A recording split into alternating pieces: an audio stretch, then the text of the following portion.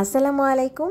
মাত্র দুটি tips follow করে উস্তে ভাজি করলে সেটা পোলাও কিংবা গরম ভাতের সাথে খেতে অসাধারণ লাগে। যারা একদমই তিতার জন্য উস্তে ভাজিটা খেতে পারেন না তাদের জন্য এটা বেস্ট রেসিপি। আর আমার এই টিপস অ্যান্ড ট্রিক্সগুলো যদি ভালো লেগে থাকে তাহলে অবশ্যই ভিডিওটি শেয়ার করে সেভ করে রেখে দিবেন। এখানে আমি হাফ কেজি পরিমাণ উস্তে নিয়েছি। উস্তেটাকে আগের দিন আমি এইভাবে কেটে একটা এয়ার টাইট প্যাকেটে করে রেখে দিয়েছিলাম ফ্রিজের নর্মাল চেম্বারে। দেখুন কতটা ফ্রেশ আছে এখনও। পর্যায়ে একটা হাঁড়িতে নিয়ে নিলাম আর সাথে দিয়ে দিলাম 1 টেবিল চামচ পরিমাণ লবণ। এটা হলো টিপস নাম্বার 1। আর এভাবে অবশ্যই কিন্তু ট্রাই করে দেখবেন। এখন খুব আলতো হাতে আমি উস্তেটাকে মাখিয়ে নিয়েছি। এভাবে 2 থেকে 3 মিনিট মাখিয়ে নিতে হবে। 1 মিনিট মাখানোর পরেই দেখবেন কেমন একটা ভিজে ভিজে ভাব চলে আসছে, অর্থাৎ উস্তেটা কিন্তু পানি ছাড়তে শুরু করেছে। এবং 2 মিনিটের সময় ঠিক এইরকম চিপ দিলে দেখা যাবে যে পানিটা উস্তে থেকে বের হয়ে যাচ্ছে। এটা হলো তিতা রস। তো যারা একদমই খেতে পারে না তাদের জন্য হলো আমার আজকের এই রেসিপিটা। এইভাবে আমি চিপে চিপে পানিটা ফেলে দিব, তারপর খুব ভালোভাবে 2 থেকে 3 বার ধুয়ে নিব। এই পর্যায়ে প্যানে আমি কিছুটা পরিমাণ পানি বসিয়ে দিলাম, দিয়ে হাফ চা চামচ পরিমাণ দিয়ে দিব হলুদের গুঁড়া। যখনই পানিটা এরকম টকবক করে ফুটে আসবে তখনই ধুয়ে রাখা সেই উস্তেটাকে আমি দিয়ে দিব এবং জাস্ট 2 মিনিটের মতো আমি জাল করব। যখন এরকম বলক চলে আসবে তখনই একটা ছাঁকুনির সাহায্যে আমি এটাকে তুলে নিব।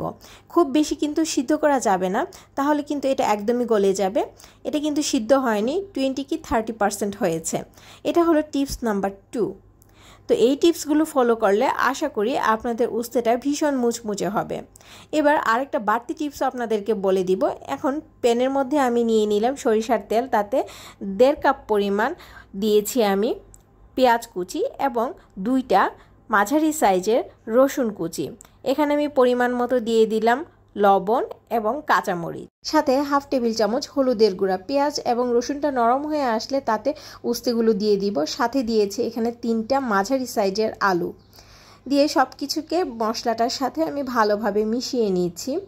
এখানে হিটটা কিন্তু থাকবে মিডিয়াম হিটে, খুব বেশি হিট দেওয়ার দরকার নেই। এখন উস্তাটা থেকে কিন্তু কিছুটা পানি বের হবে আর এতেই কিন্তু সিদ্ধ হয়ে যাবে। এই পর্যায়ে আমি আরও দিয়ে দিব স্বাদের জন্য হাফ টেবিল চামচ ধনিয়ার গুঁড়া, আর এটা কিন্তু অবশ্যই ব্যবহার করতে হবে। এই পর্যায়ে খুব ভালোভাবে মিশিয়ে নিলাম, তারপর ঢাকনা দিয়ে ঢেকে দিব 5 মিনিটের জন্য।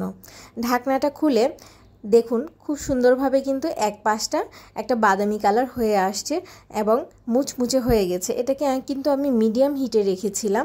আলু এবং উস্তেটা কিন্তু সিদ্ধ হয়ে গেছে।